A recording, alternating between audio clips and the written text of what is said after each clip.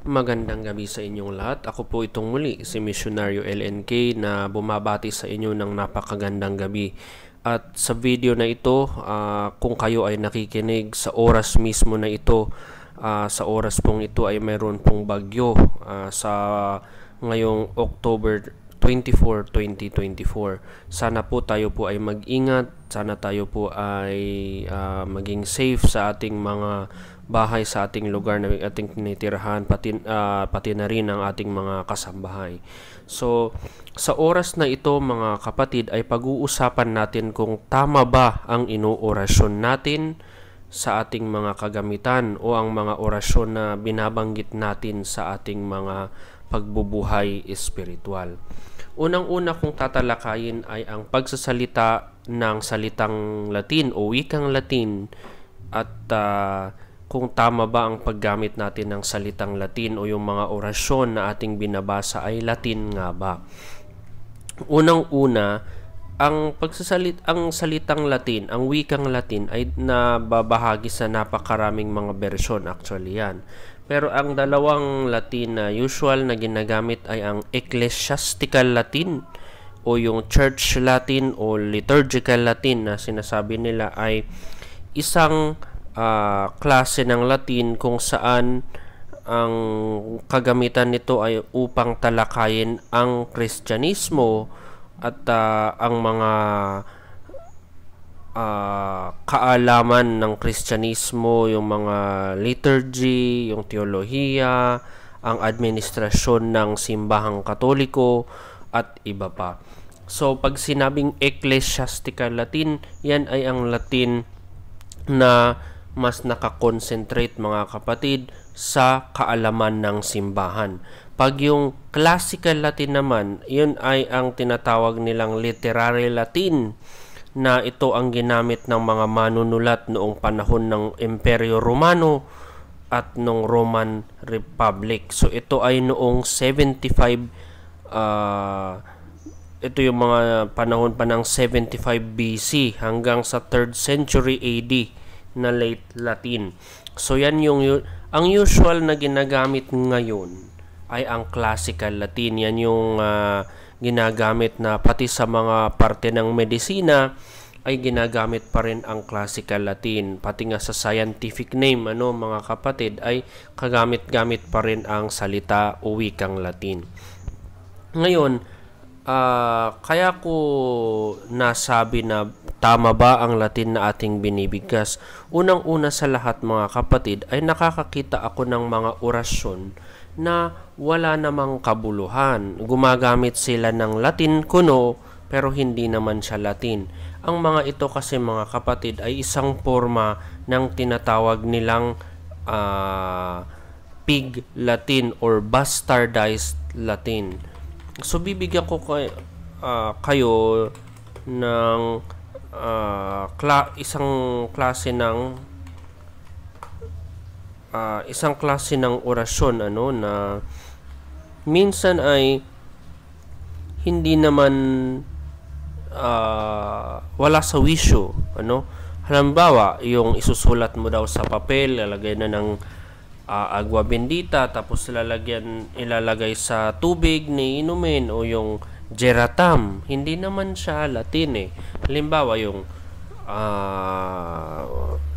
mga orasyon na pumapatungkol sa panggagamot katulad ng mabukam hiksarak umali espiritu Deus Pater, parang mga ganun ay hindi naman ito tunay na mga pure Latin or classical Latin talaga.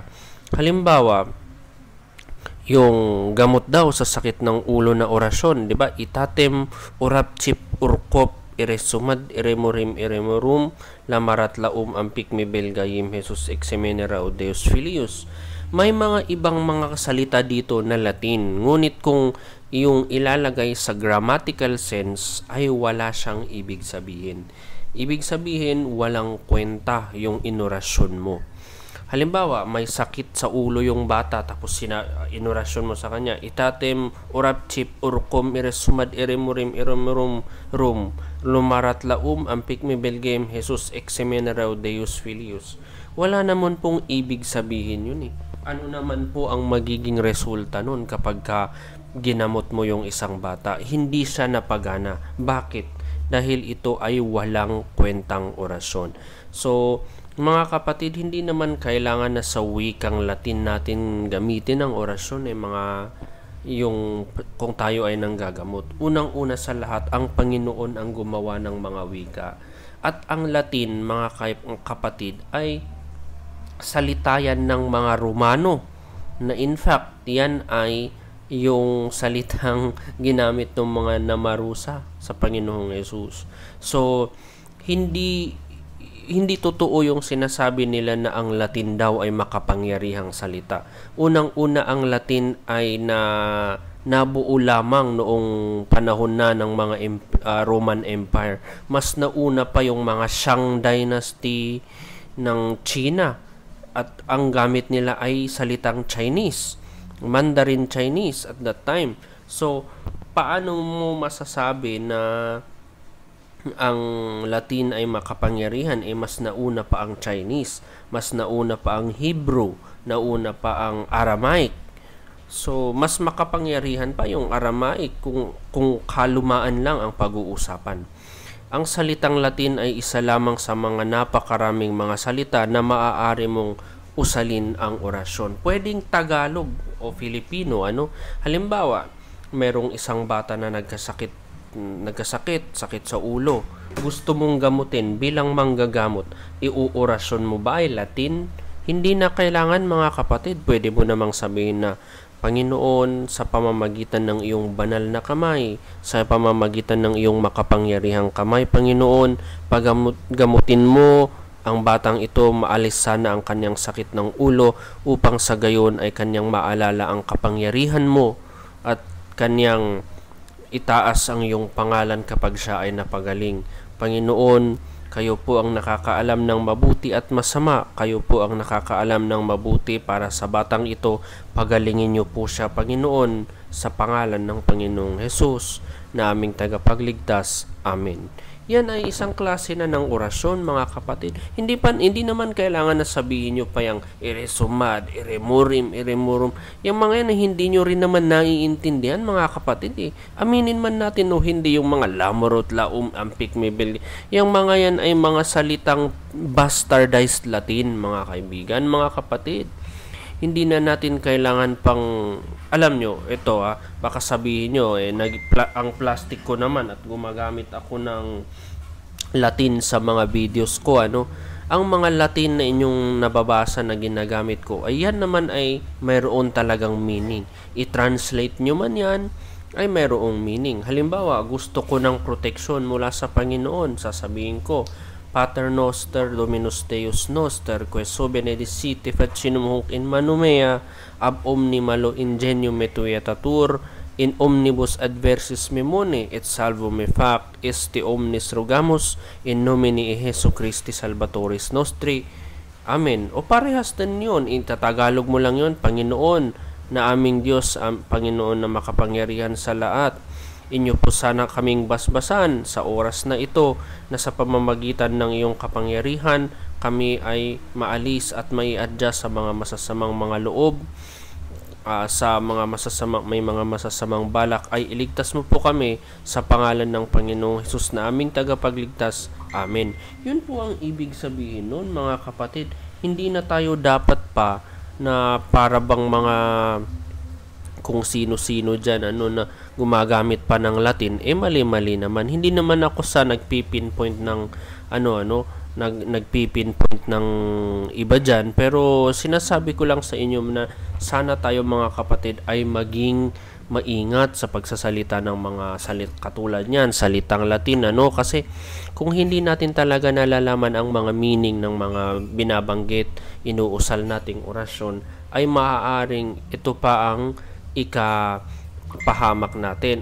Kasi baka iba ang meaning ng mga sinasabi nating mga orasyon. Ngayon, pangalawa, kung ang Latin ay hindi naman talaga kagaya ng sinasabi ng ibang mga antingero o manggagamot na ito raw ay makapangyarihan na salita o lengguwahe, mayroon bang difference na kahit na o sige gumamit ka ng actual na classical Latin, gumamit ka ng classical Latin na pure Latin, mayroong ibig sabihin na Latin, ikumpara mo sa Tagalog na parehas ang meaning, mayroon bang pagkakaiba nito? Wala po mga kapatid, yan lang naman po ay lengguwahe. Pwede naman pong German, French, Bisaya, Waray, pwede naman po. Ang pinatutungkulan kasi natin dito mga kapatid ay ang Panginoong Diyos. Hindi naman kailangan na ilatin pa. Sabi nga nila, 'di ba, mayroong isang aso, daig pa ang ano na nga ba 'yun? May isang aso, daig pa ang ulol. Siya'y ngumingiyaw, hindi tumatahol. Katulad ng iba, pa-English pa, na kung pakikinggan, mali-mali naman, huwag na lang. Diba? Sabi nung kanta.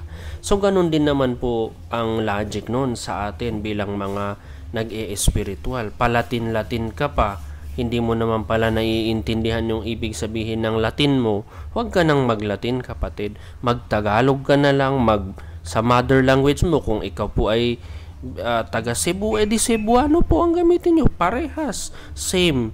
Ang pinapatungkulan mo ay ang Panginoong Diyos, ang Panginoong Jesus. Ang mahalaga, gumagana yan. Kaya nga, kalimbawa yung Haring Bakal, may mga napansin ako sa Haring Bakal na mga orasyon nila na may meaning. Bakit? Nasa Bisaya eh. Sinulat nila sa Bisaya. At yan naman ay wala naman akong kontra dyan dahil Bisaya nga yun eh. Ibig sabihin, may meaning yun. Alam nila kung ano yung sinasabi nila. At yan ay napakaganda, na dapat isipin din ng mga tao na hindi kailangang Latin ang gamitin. At dahil maging man ako ay gumagamit din ako ng English, Tagalog o Pilipino at Latin at iba pang mga wika. Depende. Minsan tina-translate ko yan para lang mayroon akong referensya na ganito pala siya sa Latin, ganito pala siya sa English, ganito pala siya sa ganitong lengguwahe. Ngayon, walang difference kung uusalin mo siya sa Latin o sa Tagalog o sa English. Yan ay nakadepende sa kung mayroon itong meaning, yung nagsasalita sa kanyang puso ay mayroong intent na mabuti at mula sa Panginoon. Ayan. So, at kinakasihan ng Panginoon. Kasi, kahit pa anong konsagra mo sa kagamitan mo, kung gaano ka man palatin-latin ka pa dyan, kung hindi naman legible ang Latin mo. Una-una ganito yan, ang isang orasyon sa Latin, sige, sabihin na natin, ilagay natin sa Latin sense, Ang isang orasyong Latin ay kailangan, number 1, legible. Pag sinabing legible, naiintindihan. 2, mayroong meaning. Ibig sabihin yung mga sinasabi mong mga Latin phrases, Latin words ay may meaning. Number 3, saan pumapatungkol? Pumapatungkol ba ito sa Diyos o pumapatungkol sa wala? Ayan. Kasi kung ang orasyon mo ay merong azazaks, azahwa, wazazaksa, ang mga yan ay hindi yan Latin. Yung mga azazaks, wazaks, shushumuks, Christum. Alam mo, yung shushumuks na yan, insusurans dapat yan eh, which means whispering. So sige, shushumuks, Christum. Ibig sabihin, whispering Christ. Anong meaning nun? Wala siyang legible meaning. Mga kapatid, pag tayo ay nananalangin, dapat sa salita o sa wika na naiintindihan natin at hindi tayo nauutal. Hindi tayo pwedeng maglatin kung hindi naman natin naiintindihan at hindi naman natin mabigkas. Para sa Panginoon, para sa Diyos, ang naiintindihan niya ay kung ano ang sinasabi mo sa iyong puso. Nalalaman ng Diyos ang nais mong sabihin. So maging ito ay sa salitang wikang Waray, wikang Cebuano, wikang Ilocano, kahit na anong Pangasinense, Kapampangan, yun. Kung ano man ang meron kayong lengguwahe na nalalaman, Tagalog, English, o kung alam nyong mag-Chinese, o kung alam nyong mag-Hapones, pwede. Ang importante na iintindihan ang sinasabi at ito ay pinapatungkol natin sa Diyos. Dahil kung hindi rin lang sa Diyos yan, at kung ano-anong mga pinagpupupulong pulot-pulot lang na orasyon dyan, ay walang mangyayari sa ating orasyon o sa ating panalangin. Yan po mga kapatid ang gusto kong ibahagi. Napaka-small lang na topic pero naiintindihan kong alam ninyo ang ibig kong sabihin para naman tayo ay tumungo sa mas maganda pang buhay espiritual. Maraming salamat po mga kapatid at hanggang sa muli, ito po ang inyong kapatid at kaibigan sa espiritual, Misyonaryo LNK nagsasabi sa inyo, Pax et Bonum sa inyong lahat hanggang sa muli.